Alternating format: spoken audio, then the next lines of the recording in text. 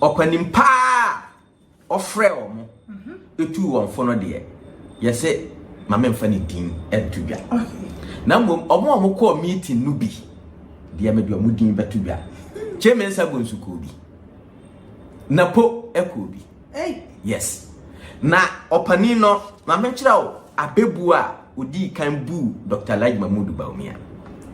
O say se ye yi enama ye de ayi ye yi nam wonsu ma da wa no ye de web sonsono and the sha no so na or refer sonsono na ye de sha no as the message it's ye de nam le yi nam correct it message no na ye de magana foto aba emaye okay but no say Dr. Mahamadu Bawumia no the message what turn no into money okay any reggae okay enti say or the sikano ne reggae no ebe lead the NPP party no general election no Ghana for ento abama no na tell say what da wan kwatra sa to nso ni ma ena mo bia ma no that is it enti de all you sunu ene no sikano ne ahunahunu ane kro no na odi wie mu ababeli di NPP anim no general election no Ghana for ento abama no nti adentina o ha no ho na oku ne ho anim ase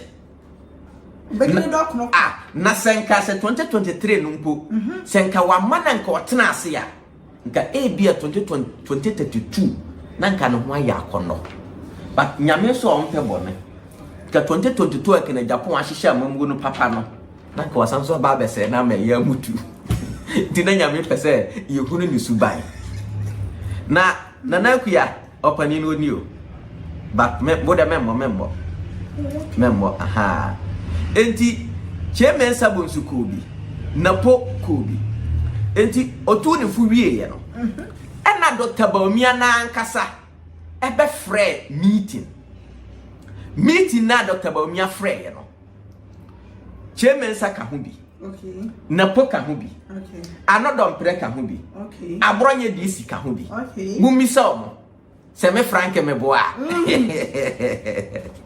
na unim ana ode Dr. Bawumia no de to omo anim se opening pa say afre no atunifo se ebeya enka on resign na onya na nimenyam na one ne yire Samira Bawumia enso so akoda adwene ho enti ono so de ba beto omo anim na okawie ye no yese Abronye na responded ye o say Abronye another dompre responded say if say almost stop the reggae no any sikasem no Dr. Mahamadu Bawumia onya 12%.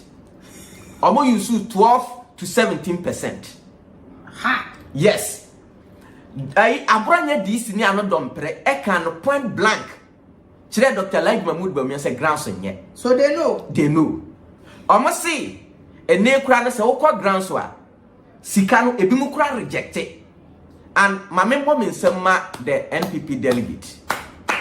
One more rejected scammer. Yes, almost say a bit more rejected sikano. And a bit more so while we just sikana, almost catch us a baggy sikano, so young to my Dr. Bawumia. Fact. So what you say? Or see be more wa okwa or more bepe okrabo. It's grounds, and I say Bawumia at Kyei. I say what? No, obisa. And a Bawumia bisa Kyei Mensa bonsu say. It is a say no crown message ben or no win your betty me the aqua bontiama Ghana for you modi. Because the issue of economy they cannot go there. Yeah. Dollar and everybody a dollar that. Oh, it's not for console sir. Nti asem ben and no kwako kama Ghana for adi. Digita omo yes enka omo ba be use digita Dr. Digita man omo se digita no amfa yes omo se digita no amfa enti Abronye DC e ka kire Dr. Mahamadu Bawumia say ono no de waye na djuma say Dr. Oma na djuma don de na djuma de waye wawie na mamen kire okay Bawumia said resources they should use. Okay. And Dr. Laji Mahamadu Bawumia Kachira say, say, omo pesa omo koswa na omo reggae omo manipulate eya dia ene obia emfa na resources enye den emra. Also obia emfa na resources emra. Nti cheme sabonsu ono ne kapre. Yes. Yes, one fan resources mra. Anadompre. Nti omo di na chi ni nyina no Dr. Bawumia say ene obia fan resources onye den emra. So ono ka South Africa hu say e hono no mso nya fibie den efri. Yes.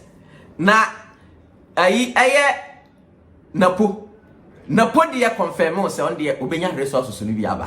Oh, yes. Yeah, NAPO de yeah. NAPO anka we are me brava akopɛ. NAPO de osi obenya na nkaifo no. And the yasem no. Na mamenchira Abronye make shocking statement. Okay. Or say ono de obetimi akọ Kennedy Agyapong camp. I'm telling you. Or say obetimi akọ Kennedy Agyapong camp. Kennedy Agyapong de ne boni a waye nyina abeche no. Hey, I'm telling you. Na ebibu dia wo ho a omukọ Kennedy Agyapong fancho omo nem fancho omo wo china. Abronye make that statement. I don't just what you can buy. Say, say he knows. He say, can Kennedy Agyapong na peke no. Osu nim Kennedy Agyapong akoma. Sure. No say Kennedy Agyapong akoma. Upon say Kennedy Agyapong ye bi makasa mi maso no. Ukura ema. There we kwa there. We kwa na kia prank fine. Ode na kwa pe ba ukura ma akoma. Aha. Ose say ene wo hwe Kennedy Agyapong. Ni campaign na all campaign ni. Ope asumbie, opa asumbie. Nti so no Abronye, owie na oba, na obu nkotodwe sire na bo so na bo, oba na me, mafon de ma ye bia fa cheme, na me nya sa bi wa ona bo de be che no. Hey. Ne. And I say, the Shóck no kran so upon ateni di odi di Kennedy Agyapong nyina Kennedy Agyapong yan so soro. Upon the omo ade aye Kennedy Agyapong nyina Kennedy Agyapong on so mo so na de. It means that Kennedy Agyapong is a changed person now. Ono ne de se okọ Kennedy Agyapong ho na okubu nkotodwe e de kire Kennedy Agyapong a Kennedy Agyapong de ne bone be jeno na meeting na ase na we twa bi rough na we twa na wo hara Abronye was dodrodo na we twa bi rough amen to aso ye twa meeting no so aha eti Bawumia ka kire o mo se opanimpa na watu ne fo no sa nya de se obetumi de panimpa na no aiden awofo enti okoso say they should get their resources ready our campaign na from otchere omo fiti sabre because of Christmas festival and no uja obi anti from January di new year no wi a omo fa emuaye emre no na se omo insist say chenchina chen onkosoa na ombe mafia mana wi ni fragbera na obi amfa na resources mra ya eti ehona Mensa bonsu oka kire Mensa bonsu say bra o de sa statement no ba ya no ena oka kire Mensa bonsu say ma Mensa bonsu nya na adwen say oba be cancel bia at their present to condemn advice na panini de ma no na bra panino all two amofo no na wo Mensa bonsu wo te hobi wan ka hwe want me misa panino question bia want me anka bibia etinye se omo afiri ho awie a omo ba be hia onu ti ma ode oto omo anim no na oba be ye Mensa ya de na akofo say Mensa bonsu aha etima Mensa bonsu to chafu bia ena another press omo they are still focusing on the album. They are focusing on the album now. Omo be reggae no. Aha, on the omo as I say about omo ntijayo. Omo ntijay. Aha. Or we say the NPP for no they are now no delegate no. In fact omo ani abie.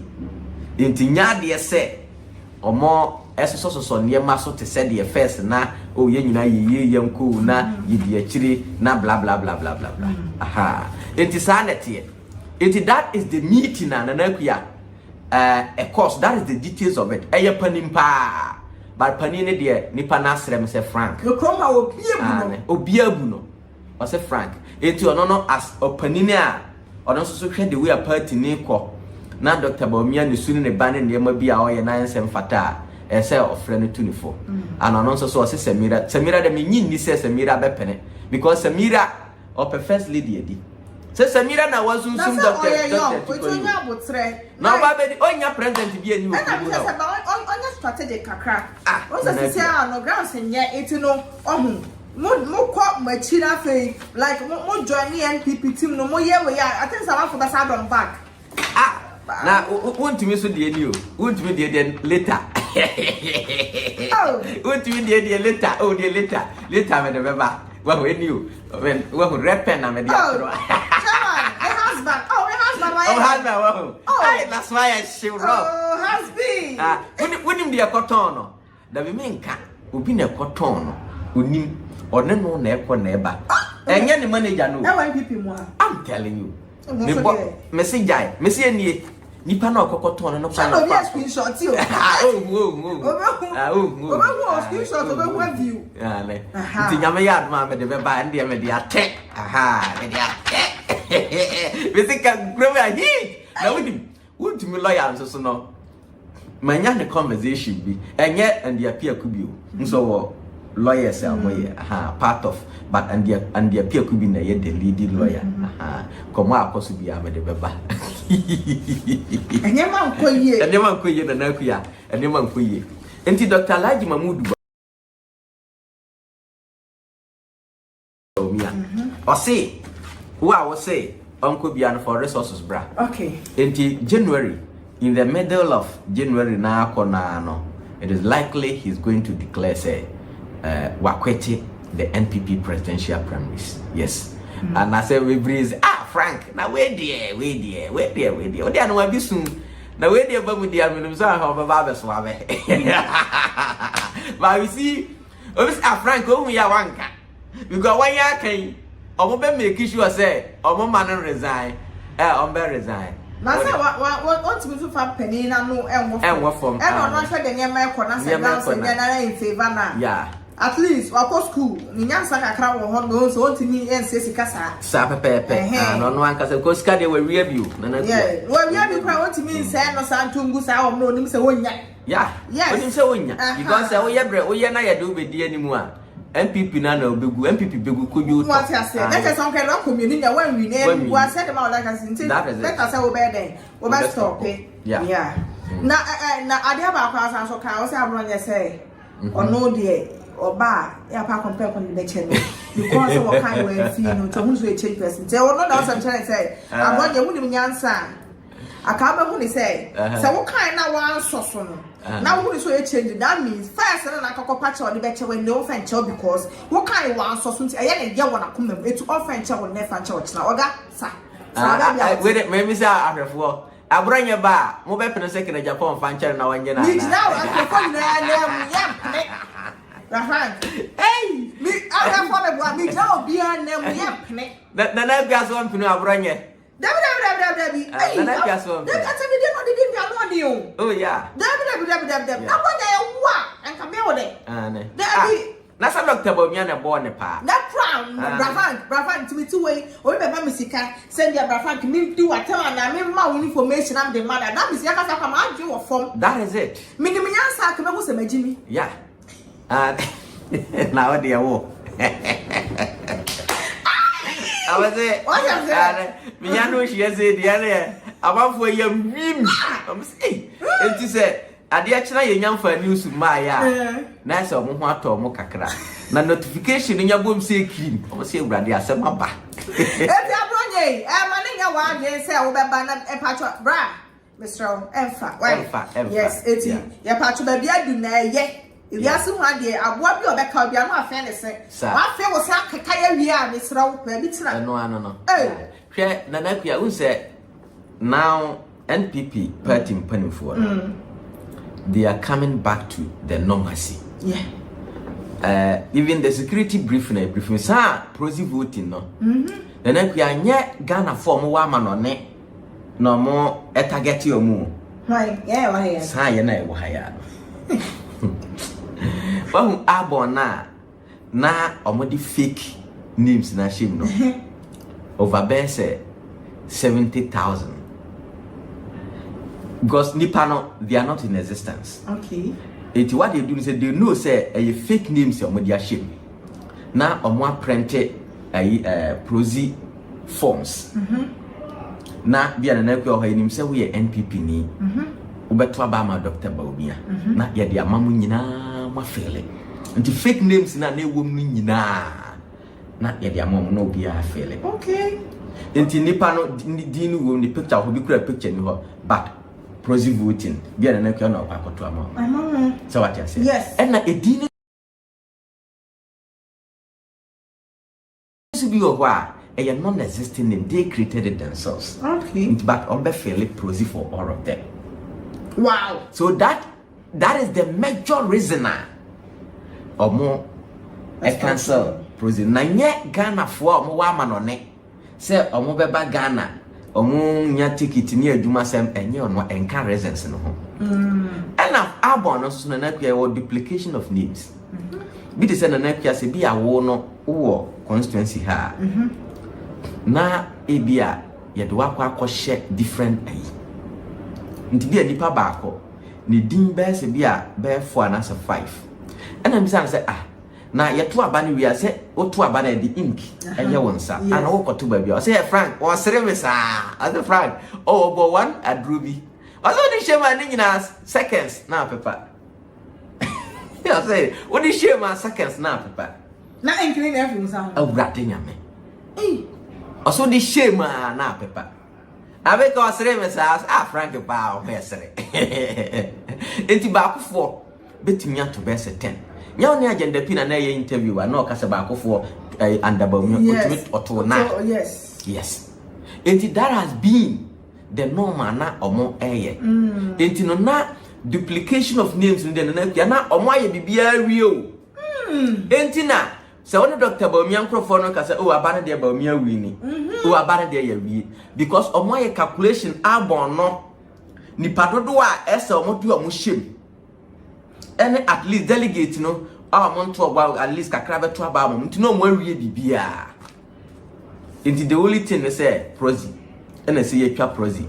That's why the former finance minister is Amin Adam omo nam UK and Europe and omo pa delegate for fan say omo wo Ghana ha omo to kwan say omo mra no omo omo take it e dia mom. Yeah. And then Domi Kwabena so you say Ajo Asafo or yeah I had a call from one person at Domi Kwabena. Or yeah mafia against Kennedy Agyapong. Hey. Oh I'm telling you Ajo Asafo. Yeah. No maybe that no. Oh yeah. And jealousy. Jealousy. And Ajo Asafo, I respect you because of Kennedy Agyapong. I've made it say Obabia or Kennedy Agyapong will be no matter what. Main town. Mama Nade. Yeah, but Ajo Asafo because the information that my name is Mr. Refejan, you offer Ajo Asafo on airtime. And you Ajo Asafo the end. Messi my information and information Ajo Asafo the airtime. We are personal information airtime and yet nti mama we respect you as our mother but baby I work on a quetro though I'll work on it but now because of we say until now I was following the general destiny and I am waiting for say on be mama the hotspot constituencies no be breaking it down mama so they are also working on it. I'm also following that. I'm waiting see they will capture that area. Though I may brand out the information no or the numbers be my send me from. I've not called them. Not that I say I don't want to call, but I'm waiting for certain information to confirm. Then I'll start working on that. Constituency mafia tactics be air coso ne usia kwan biano or they get us informed. Now when it comes to the operations and the teamers here, they we do that.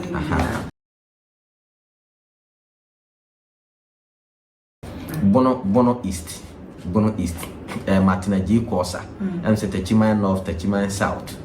Though many delegates in Akasa, upon the mafia or yenyana. I'm just advising him. He should stop right there. Through you, what happened at Techima in the 2020 election? Nipa 8 because of more greedy politicians. You want to repeat the same thing. Don't do that. Me dear say uti mia. Menko ho. Wonko to aba menko to aba. Ena menso so no. Mesrew. So we Ken fana menko ntokwa ho. Yes, because o kontokwa that is an avenue. Because the electoral officials from A to Z, they are all recruited by Dr. Mahamadu Bawumia. They are all paid by Dr. Bawumia.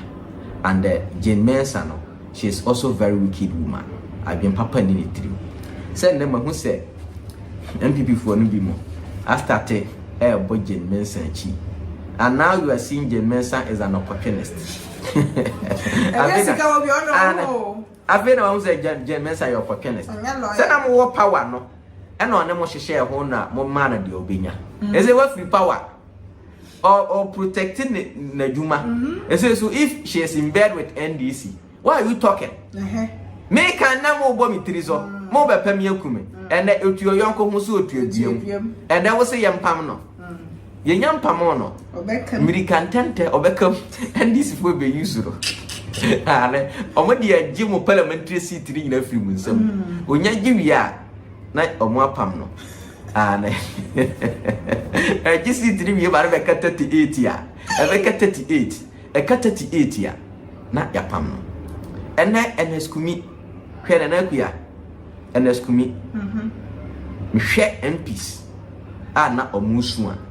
Not or Moyame or Moyame or Moyame Mama. Nanakia. My colleague. Ye can't or more time and Escumia near dinner near NPP for and the Musu, including the NDC for and Aquatia for and the Musu, some Musu. Me say, or how near Mania would the Escumia Comuno. Me make casses and Memene and Escumia and come main cop main your politics. I don't know. Well, my Kumen Escumia. We are cum, we are more so much as you come who is a boy for us. Ye come was my yanka. Anne. Mr. Frank Danny. Nanakia, my menka way, the Farmers' Day. Okay. Akia for me to me. It is of no relevance. Say you best celebrate Farmers' Day. Oh, yeah, fast will be any so because we are not treating farmers well. NDC4. Oh yes, we are not treating farmers well. NDC4. Yen yina ye gitu musa na naro dan Akufo Addo ontua Kweku Kyei. I will propose say at least one bag. Mo beto na 7,000, 8,000 or 9,000. Me ankasa me gigina mu. Tisi I was saying. And then I'm the best 100 cedi and 200 cedi spend the can. Tisi I was 3,000 and 3,300 or 3,000 something. So 400 in 500. Ya mother there we are for so dear ben the buyer. Obi amu propose at least 6,000 Ghana cedis per bag. Month me. Ya the way we are for si brand and we will come. Yet one year in New Meanwhile, you can't the sources of income agriculture and now who do Ghana up to date. Bisa say Argentina in advanced countries almost are saying you. But about 60% of their budget goes into agriculture. NC for so by and run amunya 1 year. That is it. Advanced countries. Ubi biara were 2 kwine. Share Abronye. I can talk of America because I've been there. Almost asking you, but Aduane therefore. Aduane were all round, fresh, 24/7. Omunya free. Omo respect ye kuafo, ebu kuafo. Aha, so your farmer just say now how you farmer? And one thing is that the African leaders are not realizing this. When Africa developed import substitution industrialization, now they wanted to use agriculture. They plan, that is the Lagos plan for action. So now they wanted to use about 60% of budget into agriculture. And now Abronye said no. because yen yasan is very fertile. Now yasan so pulisika into agriculture, a very abundant. So you take the lead. Because if you take up the Maslow theory of needs, the food security is the most important thing. So for every continent, for every country to develop, first deal with the food security. After dealing with the food security, then the shelter, and then the other thing, security, blah blah blah blah blah blah. So these people realize that say Ghana and Africa, yetimiya import substitution industrialization through agriculture. Now in raw materials, we are going to feed ourselves. We are not going to export our raw materials. And they cannot bring in their inferior product. Because if we get what we want, how can we go for other inferior product from these advanced countries? And on one case, whom the African leaders catch them say, Monkati, the fans now the support farmers no. Na import substitution industrialization no. Munkum na Gyamfi IMF emra. That's why they brought in IMF. Opa, go and read about. And also, yeah. I'm telling you, they did it. The African leaders. And then they collapse the import substitution industrialization. And I'm making sure say African farmers and now I'm go for IMF because IMF loan no what the open all day here mudibi wa South Rima and the next most sorry Dr. Bawumia so economist and now touching ya must say UN one why IMF one why more call for why now the brofu common sense and me say na kuya obi biara was study political science for a leader to go to IMF the na kuya I don't want to use certain words on that. Please and word fairly. Yes, and me say Kennedy Agyapong Kweku Agyapong ba na okwaje IMF even $1 I'll say Kennedy Agyapong me I'll declare myself out from Kennedy Agyapong.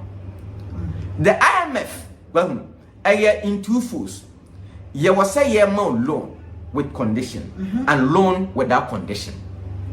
Okay. Say and with the current leaders, you know, the anti-amoma condition, they know say we are for. But say we work economy very well. We will give you grant without conditions. Okay. Because I said the IMF, you know, it is controlled by the Americans. What is that? Is American for? IMF that. What is that? UK for IMF that. What is that? France for IMF that. But they all go there. Your mom must get in and out. What to be that? It's wisdom. No condition. No condition. Zero condition. Because someone uses can wisely. Wisely. So I am praying that when Kennedy Agyapong comes out, the IMF Sikana ya debema omono should be grant. No interest. That one I'll see Kennedy Agyapong is on track. Because the Americans, the UKs, the Europeans, Europeans, among English word here. I yanka oka Europe, you say Europe. Rather, ya say ya farasa. Say yes, ya farasa. They go there 24/7. No interest. But catch them. Enti na nakuya ya beji Ghana si ho. The beji Ghana si ho. Na nakuya obi biara wutie me se wo ba a oye virgin anase ubusuani odehye bi ye virgin a mesrew fa ne sie ya mo fa me sie me sie oye virgin ale Dr. Bawumia mo ale say dia what locate you ho ya ba be che oye virgin doctor when you back kwaba I want to hear that. Share. No human sacrifice. Ye beku omu kunkum ni but the same thing 2016. So omu kum Kwabena Buadu. The year sacrifice omu nya tumi no. Omu fi so mbesa so kum Kwabena Buadu biu. Mun ko kum Kwabena Buadu Sammy. Eti wo virgin. Wo de share ye virgin mesra mo fa nsie. enti sa Dr. Bawumia na yiri Samira Bawumia de me de me se me ka nsuro bia tu na nakuya se wo yere nyem ana se wo de hia nyem ono so fa ne sie bo ne ho ban yes wonyem ana dale nsuro dog thank you macho me se wo yere nyem wo de hia nyem mumfa ne sie kopem se yebeto primary si bewie yes even afa akwantu kura no mo element especially apemfo se bi o mbetu kwan gi se bi o mo ko hospital and say by emergency eno so kura no mo mampai bo ne aforebo entimo na Dr. Bawumia is very wicked, very wicked.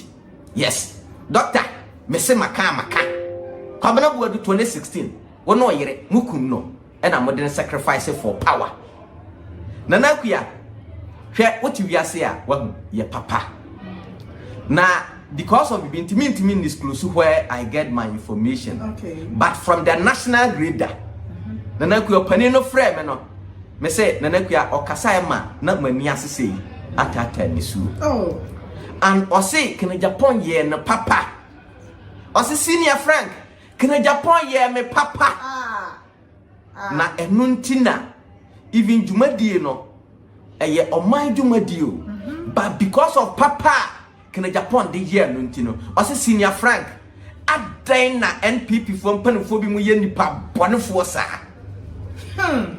se obie reda na so kirewa conversation na NPP mpanfo edi nyinara meetings ahodo mu di nyinara omo kire se Dr. Bawumia on credibility na Kennedy Agyapong Agyapong na obetimia win power se Kennedy Agyapong win NPP primaries ni say cream na dakuya eno ano no that is the meetings and conversations NPP mpanimfo me say na dakuya okasa se na osu na omunima ade na omo sansu sini kwa ose Frank ade na NPP mpanimfo ye Abronye baye sa ebimo na ose Frank menka makoma entumi yam na se omo se omo de Abronye baye tia Kennedy Agyapong Agyapong abofra ose omma ne maame enna no kakaduro ne bentoa na nakuya empa to da biara da eno ntina me se wo de wo da na as far as say Nyankopon Addo me ne Mr. Brefajan and the security intelligence ye wo ho no de mo da mo na coming days omo be mame all the hotspots about every constituency we say me the regions by yes to say no adwuma mo ye no wo ho ye all the hotspots about all the 275 constituencies na me kwaso aka kire obi biara se ufi se ye de udi ahye abonu na onye delegate akurase maka menwe yetimi yi udi free ma fine but yanyi udi free ma December January 31st men kwase okwa akoto aba da se wokọ na bibi to a wa wase ufi so be ya so brache na wakọ a okọ na wa your well simple agusuafo a mutie me mo ne madehyiafo enkasa se omo akwaji sika wo Dr. Mahamadu Bawumia ho omo fi so omo nye delegate na ye de omo ahye album so omo nkonkoto aba 31st January no memo bia nsi ho me say wa wo besi ho no they will finish you many nipa be breading komo and what they are doing is upon say na ku omo validate album no ebi so omo to aba na omo so omo gina polling station ho na wo se wonye delegate na ye do din ahyem na wo se din wom kona koto aba na omo hwewo they will finish you there. I'm telling you me say they will finish you there. Enti mon kan kire mo madehye no mon kan kire mo say ya se obaya US woda so air run ne one no koso na run o mouth sika no say wagye adie wie you still continue running your mouth but wo de mon kama koma entum yam would be a down now. Would be serve as a watchdog. Constituency will be validate or Arbon. And it do about one as well. When it comes to the intelligence and response team, no, we are working on it. Me say, men come our polling station. Or the men come. Or more, or when you're delegating, or the mochi or more. Call the response team and they will see what will happen.